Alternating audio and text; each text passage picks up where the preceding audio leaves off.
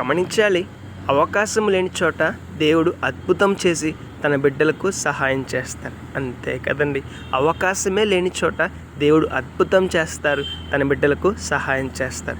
ఎక్కడుంటుంది సన్నివేశం అంటే పరిశుద్ధ గ్రంథంలోని ఆదికాండము 37, 38, 39, 40 అధ్యాయాల్లో ఈ విషయం కనబడుతుంది. ఏముంటుంది అక్కడ అంటే యోసేపు అనే భక్తుడు ఉన్నాడు. అతను తన పరిశుద్ధ జీవితాన్ని బట్టి చెరసాల్లో వేయబడతాడు. చెరసాల్లో బయటకు వచ్చే అవకాశం ఏమీ లేదండి. కానీ దేవుడు ఏం చేశారు? ఆ చెరసాలలో ఉన్న యోసేపుకు ఒక అద్భుతము చేసి అవకాశం లేని చోట అవకాశము కలిగించి ఆ యోసేపును బయటికి తీసుకొచ్చారు. ఆ ఐగుప్తు రాజ్యానికి ప్రధానమంత్రిగా మార్చారు. ఇక్కడ అవకాశం లేదు.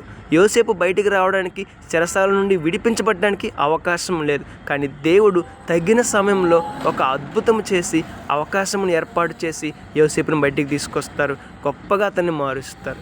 మన జీవితంలో కూడా అవకాశం ఉండకపోవచ్చు, అయితే దేవునికి సమస్తము సాధ్యమే కదా.